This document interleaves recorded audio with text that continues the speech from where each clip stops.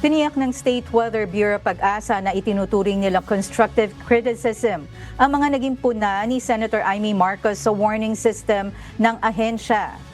Ayon sa senador, sinisi nito ang Pag-asa at sinabing late nag-abiso sa LGU kaya hindi kaagad nakalikas ang mga naapektuhan ng nagdaang bagyo at marami ang nasawi.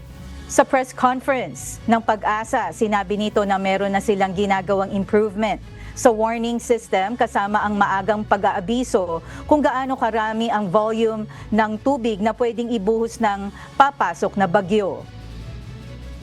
As early as 2 weeks before pa mangyaring event, we are already informing the public that there's a potential, for example, that a tropical cyclone could enter or develop within the Philippine area of responsibility.